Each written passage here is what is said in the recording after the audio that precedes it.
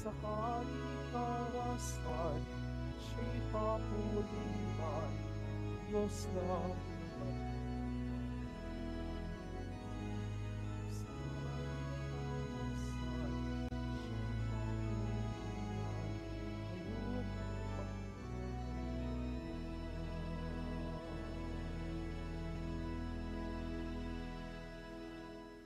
Sa ngalan ng Ama at ng Anak at ng Espiritu Santo, Amen.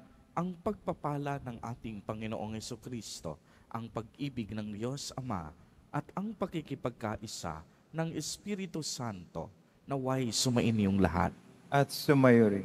Mga kapatid kay Kristo at mga katiboto, sa araw na ito ay ating ginugunita si San Alfonso Maria ng Liguri, Obispo at Pantas ng Simbahan. Tayo pong lahat ay tinipon ng ating Nuestro Padre, Jesus Nazareno, bilang kaanib ng angka ng Diyos. Tinipon niya tayong lahat sapagkat mahal niya tayo. Kaya dumulog po tayo sa ating maawaing Panginoon na nagpapatawad ng lubos. Sinugong tagapagpagaling sa mga nagsisisi, Panginoon, kaawaan mo kami. Panginoon, kaawaan mo kami. Dumating na tagapag-anyayang mga makasalanan ay magsisi, Kristo, kaawaan mo kami. Kristo, kaawaan mo kami. Nakaluklok ka sa kanan ng Diyos Ama para ipamagitan kami. Panginoon, kaawaan mo kami. Panginoon, kaawaan mo kami. Kaawaan tayo ng makapangyarihang Diyos. Patawarin tayo sa ating mga kasalanan at patnubayan tayo sa buhay na walang hanggan. Amen. Manalangin tayo. Ama naming makapangyarihan, lagi mong dinudulutan ng mga bagong uliran sa kagitingan ang iyong sambayanan. Ipagkaloob mong sa diwa ng obispong si Alfonso Maria ng Liguri na nagmamalasakit sa kapwa, aming matapat na masunod ang kaniyang mga yapak upang makamtan namin sa langit ang tinamunihang gantimpala sa pamamagitan ni Jesucristo kasama ng Espiritu Santo magpa sa walang hanggan. Amen. Magsipo muna ang lahat. Pagbasa mula sa aklat ni Propeta Jeremias. Sinabi sa akin ng Panginoon, magpunta ka sa bahay ng magpapalayok at may ipahahayag ako sa iyo. Nagpunta naman ako at dinatnan ko ang magpapalayok sa kanyang gawaan. Nakita kong kapag ang ginagawa niyang sisidlan ay nasira, minamasan niya muli ang luwad at hihugisan ng panibago. Pagkatapos, sinabi sa akin ng Panginoon, hindi ko ba magagawa sa bayang Israel ang ginagawa ng magpapalayok sa luwad na iyon? Kayo'y nasa mga kamay ko, tulad ng luwad sa kamay ng magpapalayok. Akong Panginoon ang may sabi nito. Ang salita ng Diyos. Salamat sa Diyos. Mapalad ang kinukupkop ng poong Diyos ni Jacob. Mapalad ang kinukupkop ng poong Diyos ni Jacob. O kaluluwa ko, ang Diyos papurihan. Pupurihin siya't aking aawitan.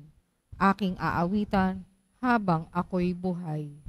Mapalad ang kinukupkop ng poong Diyos ni Jacob. Ang mga panguloy, huwag kang maghahawak kahit na kaninong di makapagliligtas. Kung sila'y mamamatay, balik sa alikabok. Anumang balangkas niya'y natatapos. Mapalad ang kinukupkop ng poong Diyos ni Jacob. Mapalad ang tao na ang kanyang Diyos na laging katulong ay Diyos ni Jacob. Sa Diyos na Panginoon, umaasang lubos. Sa Diyos na lumikha niyang kalangitan, ng lupa at dagat, at lahat ng bagay. Mapalad ang kinukupkop ng poong Diyos ni Jacob. Tumayo na po ang lahat.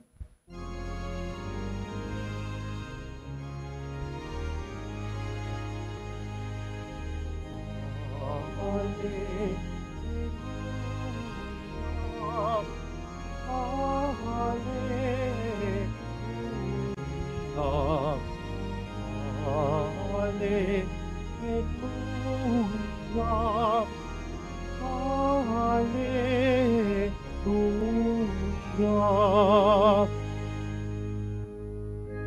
Kami iyong pangaralan upang aming matutuhan ang salitang bumubuhay. Hallelujah. Hallelujah. Hallelujah.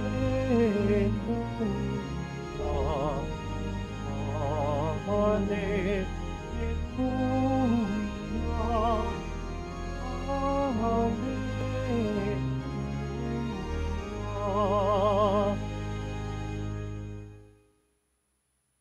Sumainyo ang Panginoon. At sumayo rin. Ang mabuting balita ng Panginoon ayon kay San Mateo. Papuri sa iyo, Panginoon.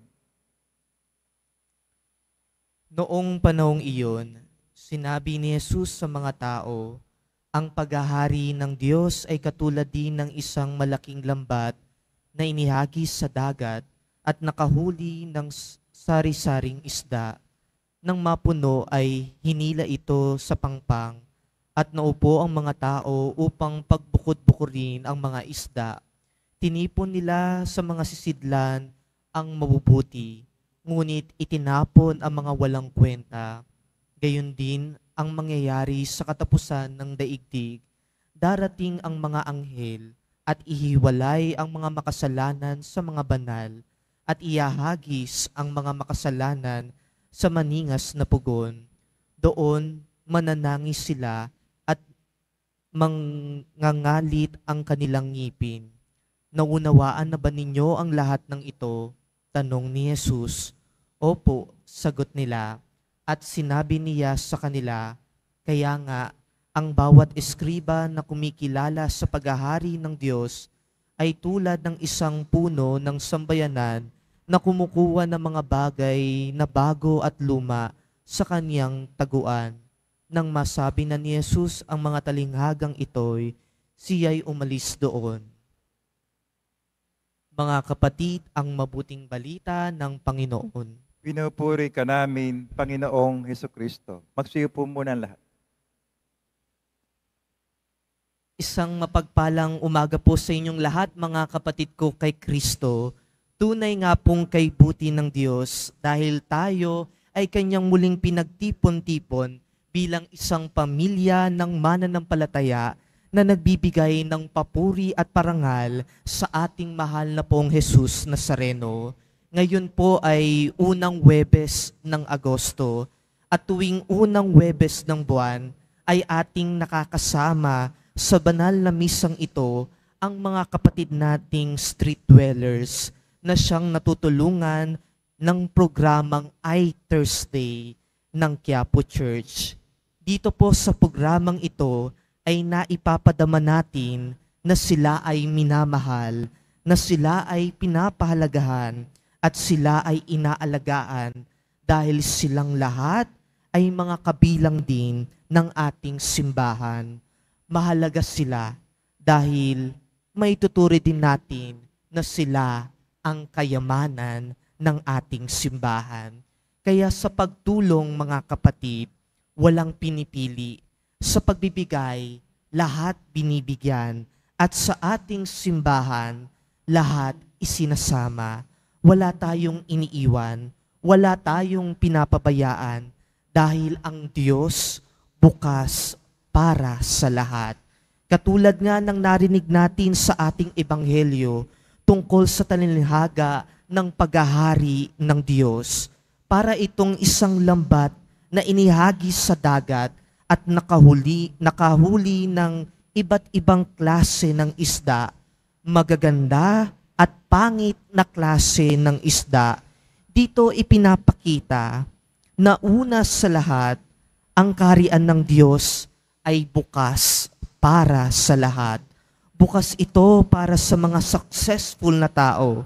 bukas ito para sa mga mayayaman, bukas ito para sa mga may kaya, bukas ito para sa mga may hirap, sa mga nahihirapan sa buhay, sa mga dumadaan sa pagsubok, sa mga naghihikahos, at sa mga walang-wala na sa buhay. Bukas ang kaharian ng Diyos sa bawat isa sa atin na minamahal at pinapalagahan ng Diyos ng lubusan. Dahil ang gusto ng Diyos, tayong lahat ay lumapit sa Kanya. Gusto ng Diyos, makita mo siya sa iyong buhay. Gusto ng Diyos, maisabuhay mo ang Kanyang utos at turo. Gusto ng Diyos na manahan siya sa iyong puso. Kaya lang, kahit na anong bukas ng Diyos para sa atin, madalas naman, hindi natin ginugustong pumasok siya. Pilit tayong lumalayo sa Kanya, nagbubulag-bulagan tayo sa katotohanan. Sarili natin ang ginagawa nating hari.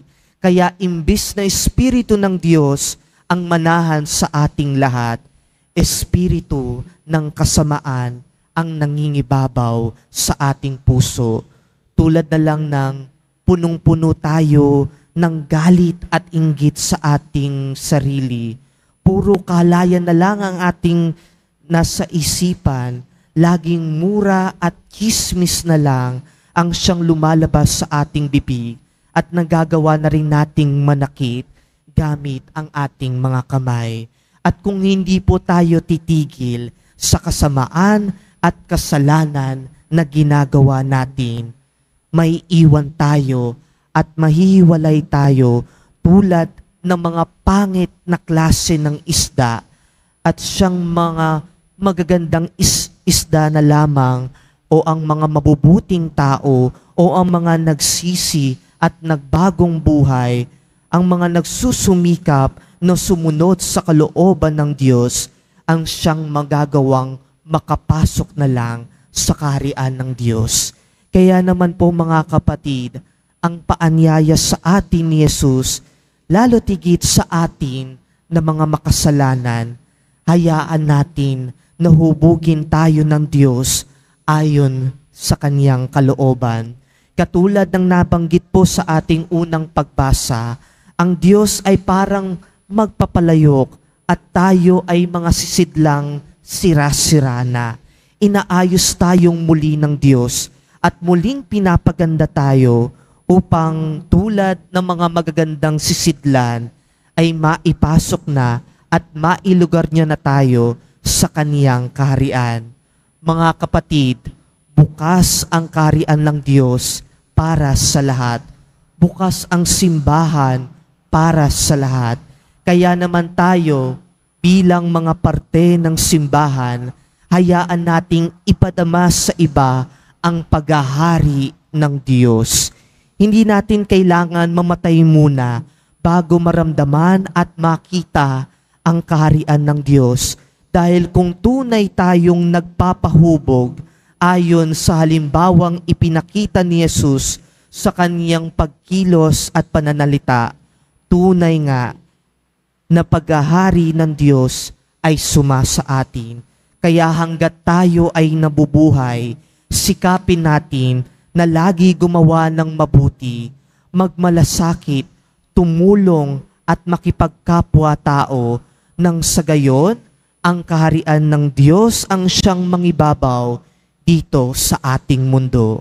Kaya naman po mga kapatid, bilang pagtatapos ng aking pagninilay, lagi niyo pong pakatatandaan, bukas ang Diyos para sa atin. Bukasyon naman natin ang magpakabanal para sa Kanya. Amen.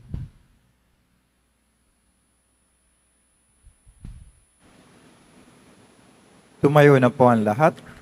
Minamahal kong mga kapatid, tumugon tayo ng may pananalig sa paanyaya ng Diyos na pumasok sa Kaniyang kaharian, buong kababaang loob na tayo ay manalangin sa bawat kahilingan ang atin pong itutugon. Panginoon, gawin mo kaming karapat-dapat sa iyong paghahari. Panginoon, gawin mo kaming karapat-dapat sa iyong paghahari. Ang simbahan, naway huwag tumigil sa pagpapahayag ng Ebanghelyo sa lahat ng tao, dako, wika at kultura, manalangin tayo. Panginoon, gawin mo kaming karapat-dapat sa iyong paghahari. Ang mga tao, naway huwag manatiling sarado sa nakaugaliang kultura, bagpos mapayaman nila ang isa't isa sa kanilang pananampalataya kay Kristo, manalangin tayo. Panginoon, gawin mo kaming karapat-dapat sa iyong paghahari. Ang mga walang-wala sa mundong ito, naway maging mga tagapagmana ng kayamanan ng kaharian ni Kristo, manalangin tayo. Panginoon, gawin mo kaming karapat-dapat sa iyong paghahari. Ang mga pinanghihinaan ng loob, dahil sa bigat ng kanilang mga pagsubok at karamdaman, naway huwag ipinid ang kanilang puso at pagpos palalimin pa ang kanilang pananampalataya kay Kristo. Sa dinaranas nilang mga pagdurusa, manalangin tayo. Panginoon, gawin mo kaming karapat-dapat sa iyong paghahari. Ang mga namatay, naway tanggapin sa kaharian ng langit, manalangin tayo.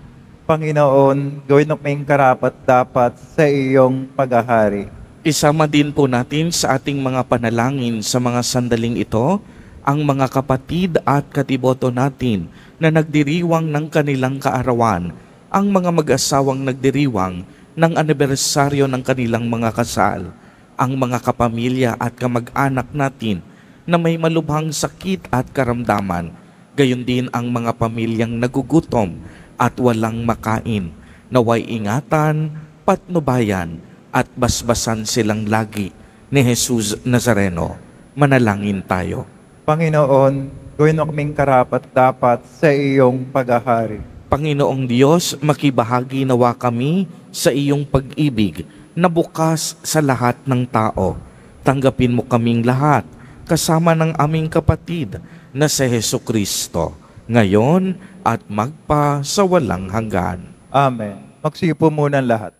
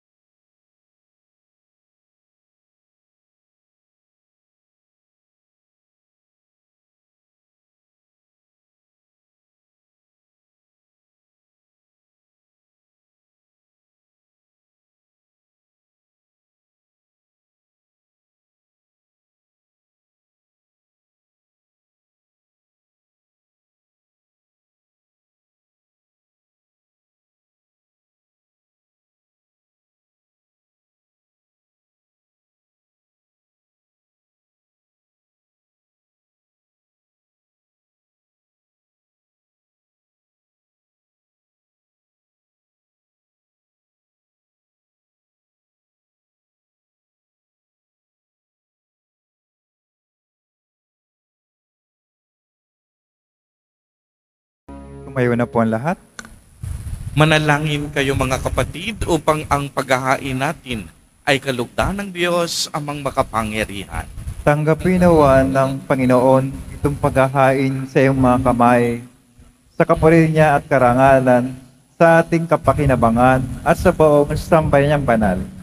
Ama naming lumikha, pag-alabin mo ang kalooban namin sa ningas ng iyong Espiritu na ipinagkaloob mo kay San Alfonso Maria para maipagdiwang ang paghahaing ito at sa pamamagitan nito, ikaw ay mahandugan ng sariling pamumuhay bilang banal na alay sa pamamagitan ni Jesucristo kasama ng Espiritu Santo magpa sa walang hanggan. Amen.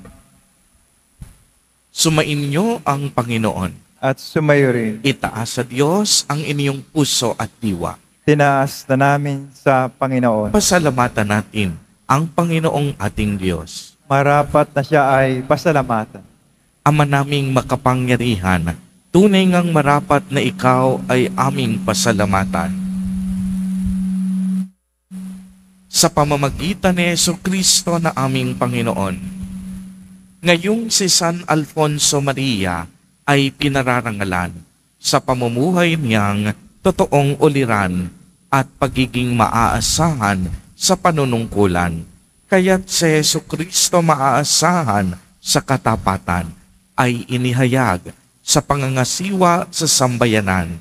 Ang malasakit ng mga ulirang tagapangasiwa noon ay nagpapatuloy magpahanggang ngayon sa mga panalangin kanilang iniuukol kaisa ng sambayanan mong dito'y nagtitipon, kaya kaisa ng mga anghel na nagsisiawit ng papuri sa iyo nang walang humpay sa kalangitan, kami nagbubunyi sa iyong kadakilaan.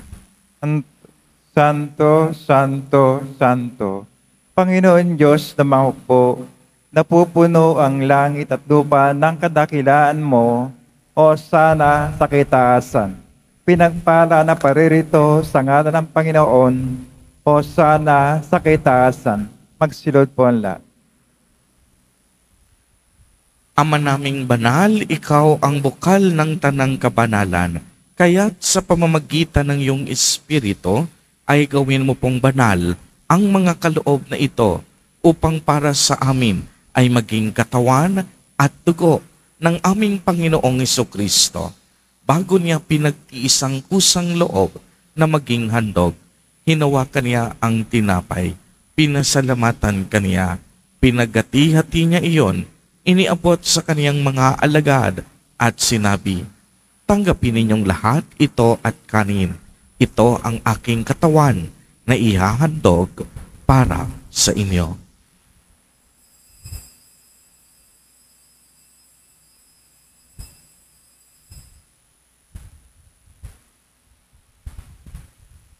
Gayon din naman noong matapos ang hapunan, hinawakan niya ang kalis. Muli kanyang pinasalamatan.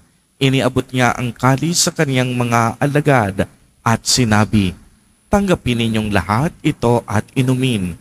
Ito ang kalis ng aking dugo, ng bago at walang hanggang tipan, ang aking dugo na ibubuhos para sa inyo at para sa lahat sa ikapagpapatawad ng mga kasalanan. Gawin ninyo ito sa pag-alaala sa akin.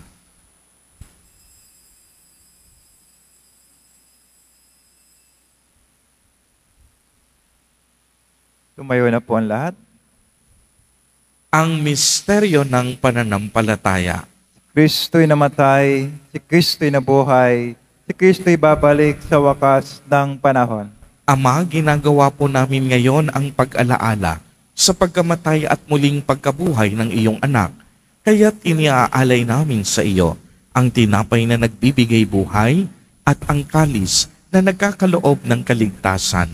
Kami po'y nagpapasalamat dahil kami iyong minarapat na tumayo sa harap mo para maglingkod sa iyo. Isinasamo namin na kaming magsasalo-salo sa katawan at dugo ni Kristo ay mabuklod sa pagkakaisa sa pamamagitan ng Espiritu Santo. Ama, lingapin mo ang iyong simbahang laganap sa buong daigdig. Puspusin mo kami sa pag-ibig kay isa ni Francisco na aming Santo Papa at ni Jose na aming Obispo at ng Tanang Kaparian. Alalahanin mo rin ang mga kapatid naming nahimlay nang may pag-asang sila'y muling mabubuhay. Gayon din ang lahat ng mga pumanaw.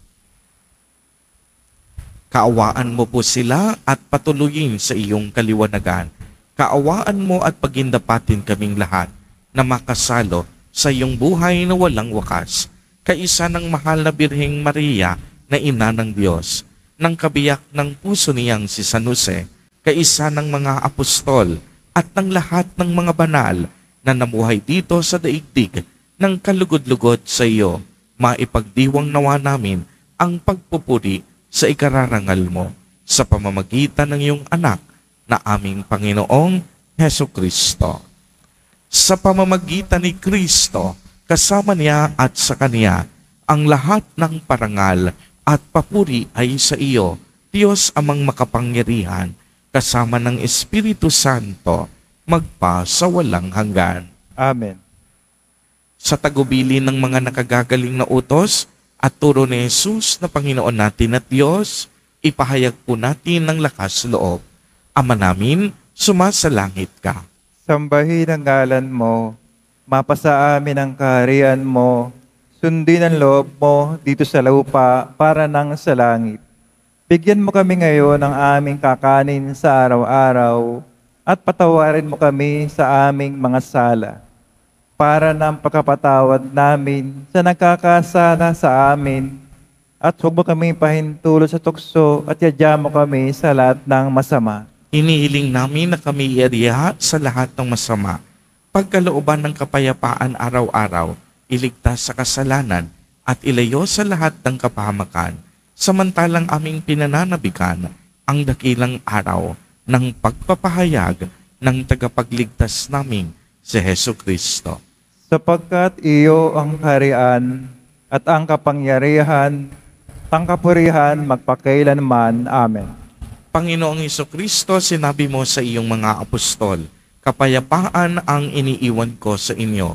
Ang aking kapayapaan ang ibinibigay ko sa inyo. Tungayan mo ang aming pananampalataya at huwag ang aming pagkakasala. Pagkalooban mo po kami ng kapayapaan at pagkakaisa ayon sa iyong kalooban, kasama ng Espiritu Santo, magpa sa walang hanggan. Amen. Ang kapayapaan ng Panginoon ay laging sumainyo. At sumayo rin. Magbigayan po tayo ng kapayapaan sa isa't isa. Kordero ng Diyos na nag-aalis ng mga kasalanan ng sanlibutan, maawa ka sa amin. Kordero ng Diyos na nag-aalis ng mga kasalanan ng sanlibutan, maawa ka sa pagkaloob mo sa amin ang kapayapaan. Magsilod po ang lahat. Ito ang kordero ng Diyos.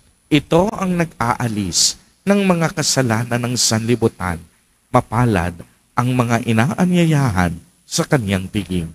Panginoon, hindi ako karapat-dapat na magpatuloy sa iyo, ngunit sa isang salita mo lamang ay gagaling na ako.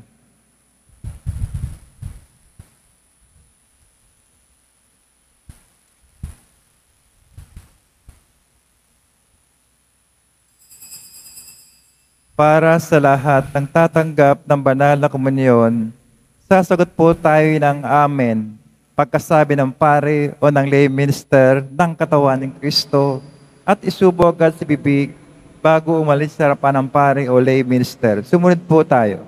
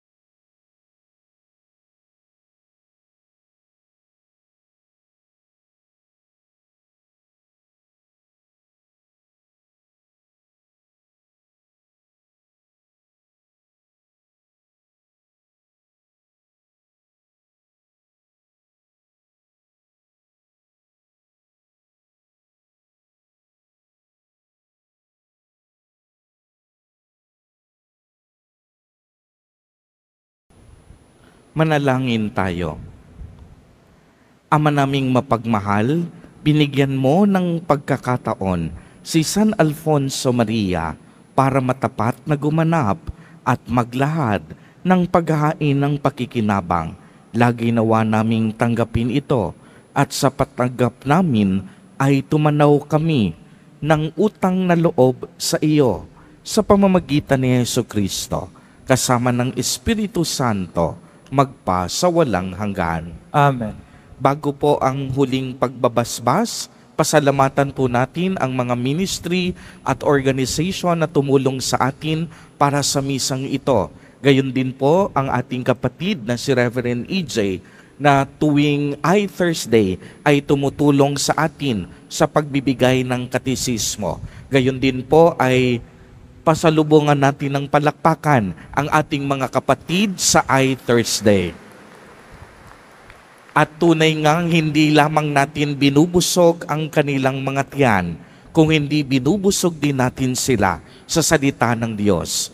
Kaya patuloy po ang panawagan ng Basilica Minor at Pambansang Dambana ni Jesus Nazareno para sa inyong mga love offerings, para sa inyong mga kaloob at tulong, para sa ating mga kapatid na mas higit na nangangailangan. Maraming salamat sa inyong pagtugon. Ang ating debosyon ay dapat humahantong sa ating pagmamalasakit at pagmimisyon. Sumainyo ang Panginoon. At sumayo rin. Pagbabasbas, mahal na Poong Jesus Nazareno, inihayag mo sa pamamagitan ng krus ang walang maliw na pag-ibig ng Diyos sa sangkatauhan. Pakinggan mo ang kahilingan ng iyong angkan na nagsusumamo sa iyo. Makamtanawa nila ang iyong katugunan at tanggapin ang kasagutan na may utang na loob na tinatanaw. Basbasan din po ninyo ang mga daladala nilang mga imahen at dasalan. Sa pamamagitan ng bendisyon na ito, naway maalala nila ang mga pangako nila noon sa binyag na ikaw ang kanilang iibigin at paglilingkuran bilang Panginoon magpa sa walang hanggan. Amen. At pagpalain po kayong lahat at ng inyong buong pamilya ng makapangyarihang Diyos, Ama, Anak, at Espiritu Santo. Amen. Humayo kayong mapayapa, taglay ang pag-ibig ng mahal na Poong Jesus Nazareno. Salamat sa Diyos.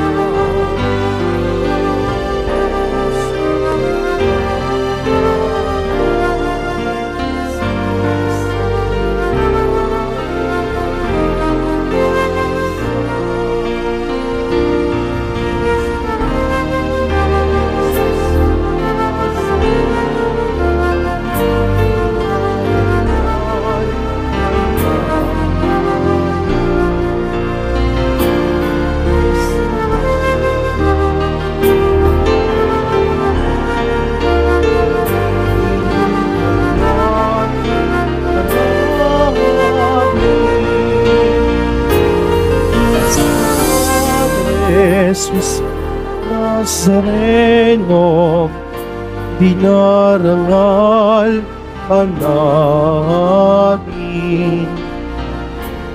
Nuestro Padre Jesus Nazareno, inuwalhati ka namin.